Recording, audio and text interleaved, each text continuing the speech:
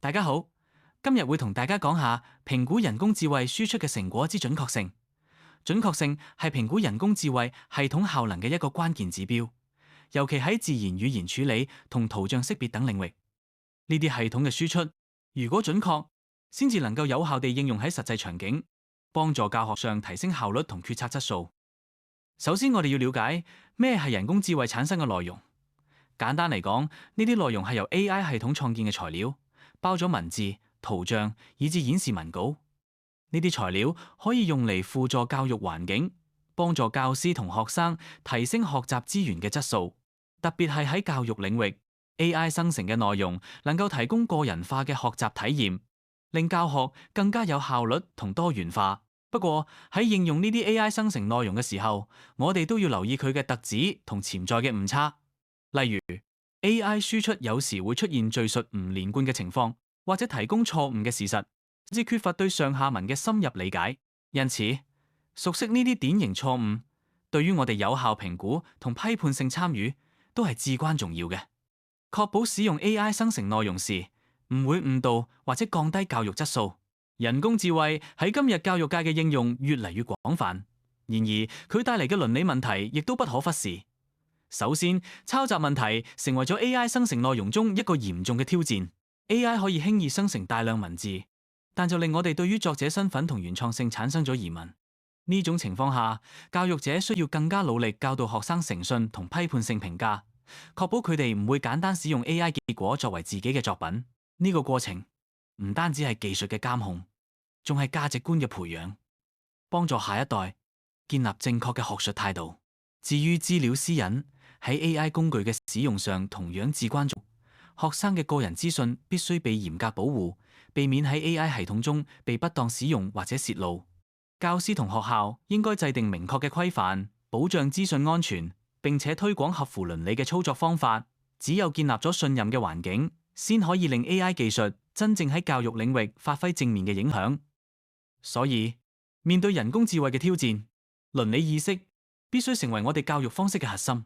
人工智慧內容嘅影響力近年嚴重提升，大家對其生成內容嘅準確性、偏見同錯誤資訊產生極大關注。尤其喺教育領域，呢啲問題更加關乎學生嘅學習質素同認知發展。我哋必須認識到 AI 生成嘅內容唔單止係技術問題，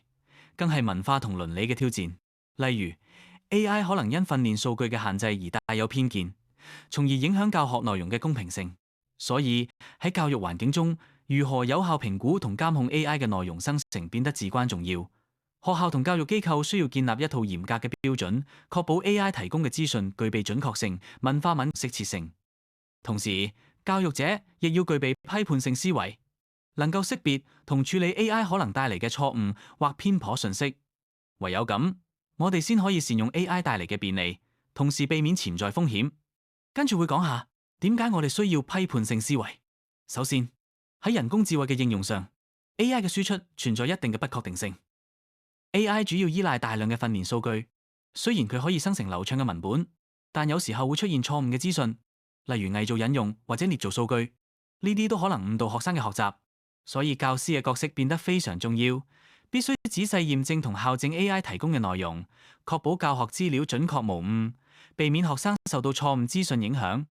再者，喺教育應用方面， AI 喺分析學生嘅作文或者朗讀時，確實提高咗評估效率，節省咗大量時間。但問題 AI 往往忽略咗文本背後嘅脈絡同文化差異，呢啲細節對於理解學生嘅真正意圖同學習需要至關重要。因此，教師必須介入進行人工審核，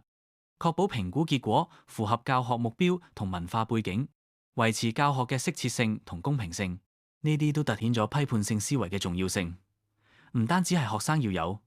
教師同使用 AI 嘅專業人士更需要持續運用。因為 AI 都會有不確定性同風險，所以我哋要學識逐步驗證方法去評估 AI 生成嘅內容。呢個方法喺現代數據分析同決策制定中扮演住相當重要嘅角色。逐步驗證嘅第一步係交叉驗證來源，確保我哋嘅資料或數據唔會偏頗，並且可以互相印證。第二步就係邏輯一致性檢查，可以幫助我哋發現數據內部可能存在嘅矛盾或者錯誤。第三步，我哋要進行脈絡與文化適配審核，確保數據嘅應用符合當地文化背景同環境狀況。最後，我哋會做多模型或工具對比，通過多種方法或工具嘅分析結果互相印證，從而提升整體分析嘅準確性同可靠性。喺評估 AI 生成嘅內容時，第一步非常關鍵，就係交叉驗證來源。呢個意味住我哋要使用可靠嘅資料來源嚟驗證 AI 所產生嘅資訊。比如話，當 AI 生成一個分數遊戲嘅範例，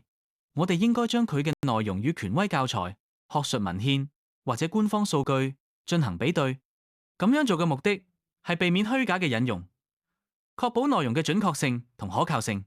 例如，如果遊戲範例中涉及數學概念，我哋就要查閱相關嘅教科書或者教育機構嘅標準，確認 AI 生成嘅範例係咪符合課程大綱嘅要求。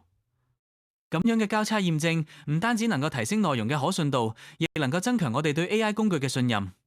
完成來源嘅驗證後，第二步係進行邏輯一致性檢查。呢一步驟主要係審視內容嘅內部邏輯是否連貫，是否符合常識同教育原理。以我哋之前提到嘅分數遊戲範例為例，我哋需要仔細檢查其步驟是否存在矛盾，是否有虛構嘅數據。例如，若遊戲中某一步驟嘅計算結果同前後文不符，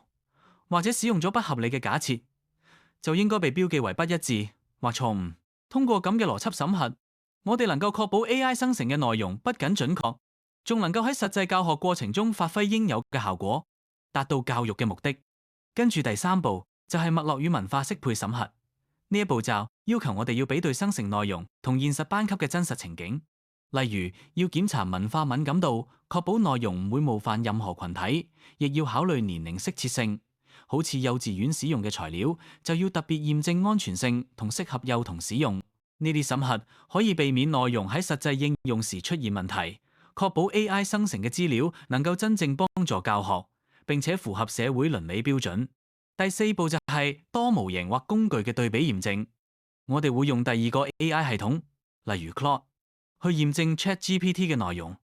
專門嘅偵測工具，好似 GPT-0，交叉比對內容中嘅幻覺信息或者生成痕跡。當兩個系統嘅結果出現矛盾時，代表可能有錯誤或者不準確嘅地方。呢個時候就要回到提示詞修改，再重新讓 AI 生成。透過呢種迭代過程，可以大幅提高生成內容嘅準確性同可信度，確保我哋最終提供嘅資料係可靠同高質素。今日我哋要探討評估 AI 生成嘅課堂活動，首要係進行內容事實驗證。我哋需要交叉比對官方教材同教育局嘅資源，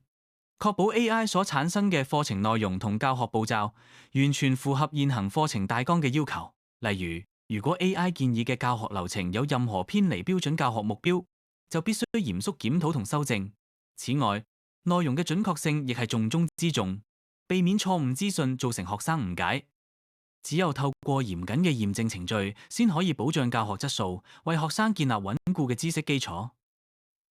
第二方面係教學適切性審核，呢點尤其特別係針對唔同年齡層嘅學生。以幼稚園為例，感官活動嘅材料必須仔細檢查，避免任何窒息風險，確保安全無虞。同時，文化元素亦唔可以忽略，例如粵語提示嘅運用要自然，